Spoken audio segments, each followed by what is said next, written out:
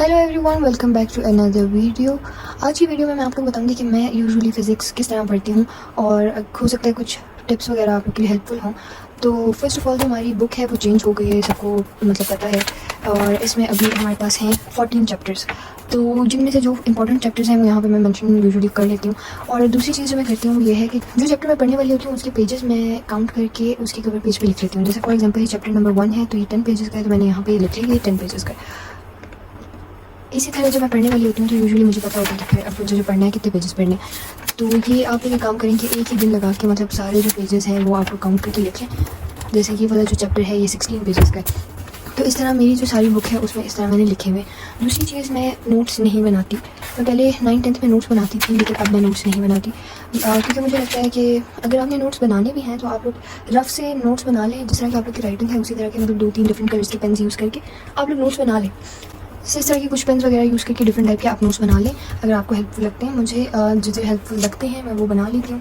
लेकिन वो जो कुछ बच्चे कर रहे होते हैं कि बड़े प्यारे से कलरफुल से नोट्स बना के अपना टाइम वेस्ट करते हैं, उस पर आई डोंट थिंक आपको अपना टाइम वेस्ट करना चाहिए। कि इंस्टेड ऑफ मेकिंग नोट्स आप फिर एक काम करें कि आप उससे अच्छा कि आप पढ़ लें।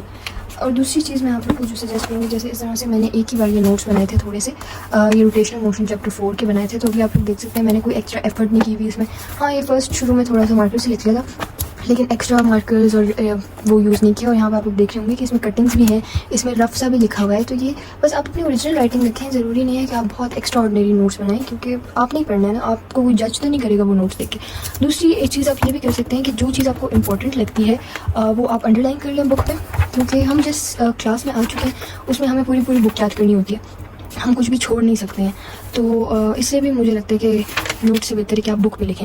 जैसे अगर आपको कोई भी डेफिनेशन या कोई भी एक्स्ट्रा इन्फॉर्मेशन है वो आप बुक पे साइड पे लिख लें डिफरेंट पेन से। और जो आपको लगे कि जो टॉपिक्स इंपॉर्टेंट हैं उसके साथ इंपॉर्टेंट ज़रूर लिखा करें। क्लासेस में आप लोग को टीचर्स बता रही होती हैं, हम सबको टीचर्स बताती हैं कि बेटा ये टॉपिक बड़ा इंपॉर्टेंट है, तो उस टॉपिक के आगे ज़रूर लिखा करें इंपॉर्टेंट, क्योंकि ऑब्वियसली टीचर्स को पता होता है कि कौन से टॉपिक से आने के चांसेस हैं, तो वो जो बताती हैं वो लिख लिया करें। इसी तरह मैंने इंटेंसिटी बढ़ाने के लिए बहुत जगहों पे very very very very important भी लिखा हुआ है, जिसका मतलब है कि इसकी इंपॉर्टेंस नॉर्मल से भी ज़्यादा है, सेक्शन सी के लिए इंपॉर्टेंट है।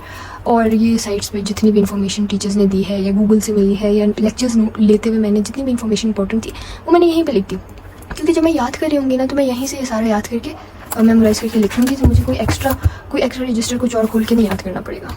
अब आते हैं एक और इम्पॉर्टेंट पॉइंट की तरफ कि जब आपके एग्जाम्स होने वाले होते हैं तो जब रिवीजन वाला टाइम चल रहा होता है ना, पेपर से 2-3 घंटों पहले या एक रात पहले, तो उसमें ऑब्वियसली आप पूरी बुक को जाके रिवाइज़ नहीं कर सकते और एक फॉर्मूला रिवाइज़ नहीं कर सकते। तो आप लोग इस तरह की कोई चीट शीट इस तरह का आप एक पेज ले लें और उस पेज पे चैप्टर का नाम लिख के फार्मूलाज लिख लें, तो वो सारे फार्मूलाज आपको याद भी हो जाते हैं और रिवीजन के लिए आपको आसान भी हो जाता है। इसी तरह आप यूनिट्स भी लिख सकते हैं, यूनिट्स भी आप लोग रिवीजन के लिए इस तरह से एक ही पेज पे सारे लिख सकते हैं। लेकिन ये अब कुछ बच्चे कहेंगे कि बोर्ड में तो पेपर में आजकल फार्मूलाज दिए हुए होते हैं, बोर्ड के पेपर्स में तो फार्मूलाज दिए हुए होते हैं, लेकिन जो आगे इंजीनियरिंग कॉलेजेस और यूनिवर्सिटीज़ के टेस्ट देने, एंट्री टेस्ट देने, उसमें ना ही कैलकुलेटर अलाउड होता है और ना ही उसमें फार्मूलाज गिवन होते हैं, तो उसमें आपको याद होना ज़रूरी है। तो इसलिए आप कभी से याद कर लें, ये इतनी बड़ी चीज़ नहीं है। अगर हम 300-400 पेजेस की बुक्स याद कर सकते हैं तो ये फार्मूलाज भी इतनी बड़ी बात नहीं आए थे। तो अब जैसे फॉर एग्जाम्पल आप अपने गोल सेट कर लें कि मुझे इतने टाइम में ये इतने चैप्टर्स याद करने हैं। जैसे फॉर एग्जाम्पल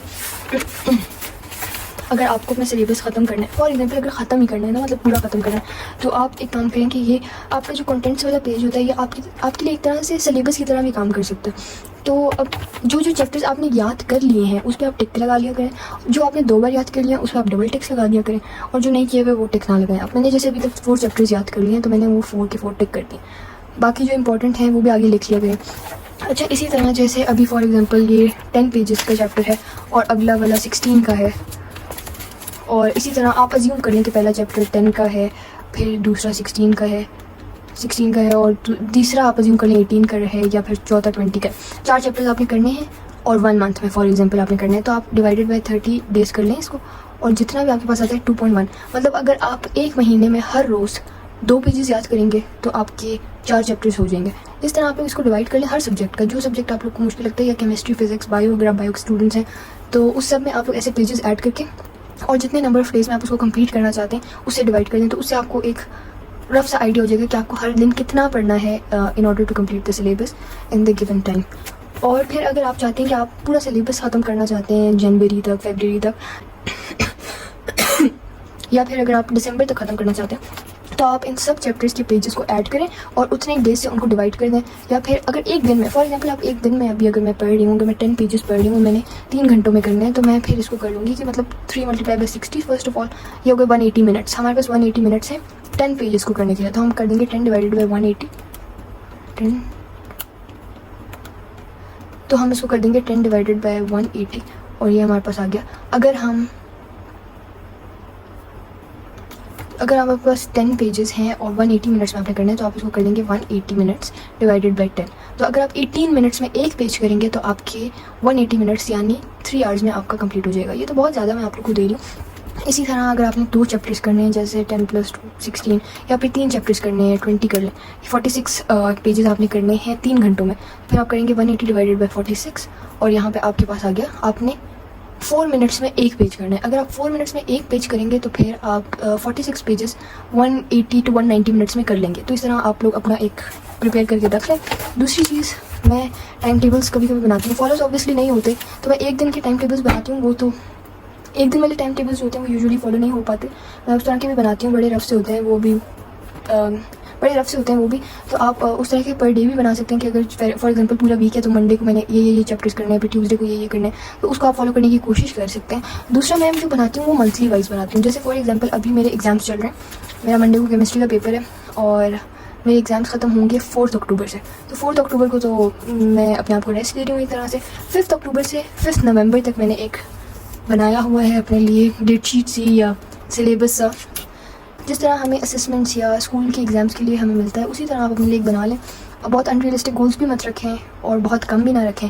अब जैसे मैंने रखा हुआ है केमिस्ट्री के 5 to 8 चैप्टर्स, मतलब केमिस्ट्री के चैप्टर 5, 6, 7 और 8 मैंने 5 अक्टूबर से 5 नवंबर तक करना है। अभी थोड़ा सा ज़्यादा है, लेकिन जो फिज़िक्स है वो मैंने 5 चैप्टर किया हुआ है, तो मैंने 6, 7, 8 करना है, तो उसके एक की जगह ये कंपनसेट हो जाएगा। फिर इस्लामाबाद के चैप्टर्स क्योंकि छोटे छोटे हैं, मुझे है कि वो भी ख़त्म हो जाए क्योंकि वो 28 चैप्टर्स हैं, तो मैंने उसका 6 रख दिया। मैं मैथ्स की स्टूडेंट हूँ तो मैंने 3.2 तक मैंने किया हुआ है, 3.34 और चैप्टर 5 तक मेरी कोशिश है कि हो जाए। अगर हो गया, ये मुझे थोड़ा मुश्किल लग रहा है वैसे। और ग्रामर, उर्दू के ग्रामर प्लस तशरीज़ वगैरह याद करने के लिए, और इंग्लिश का मैं आपको उसके लिए अलग वीडियो बना दूँगी, क्योंकि इंग्लिश जो मैं खुद हूँ वो बड़ा नॉन सीरियस से लेती हूँ इंग्लिश को, क्योंकि वो सारा पेपर अनसीन होता है, लेकिन उसकी भी ऑब्वियसली प्रैक्टिस की ज़रूरत होती है। उसकी कुछ रेफरेंस बुक्स हैं वो मैं आप लोग बता दूँगी, आप लोग कौन सी यूज़ कर सकते हैं और ऑनलाइन कौन से पेजेस हैं जो आप देख सकते हैं।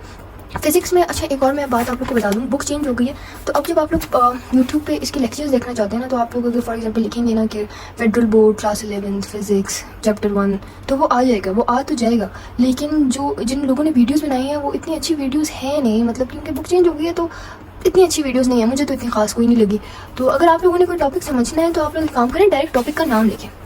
जैसे for example application of conservation of momentum है, तो आप लोग डायरेक्ट इस टॉपिक का नाम यूट्यूब में या गूगल में सर्च करें और इससे रिलेटेड जो भी वीडियोज़ आती हैं, चाहे वो इंग्लिश में हो रिलेटेड जो भी वीडियोज़ आती हैं, चाहे वो इंडियंस की हों या अमेरिकन की हों, किसी की भी हों, वो वीडियोज़ आप देखें। ज़रूरी नहीं है कि आप पाकिस्तान की फेडरल बोर्ड की ही बुक के बारे में सर्च करें और वही देखें।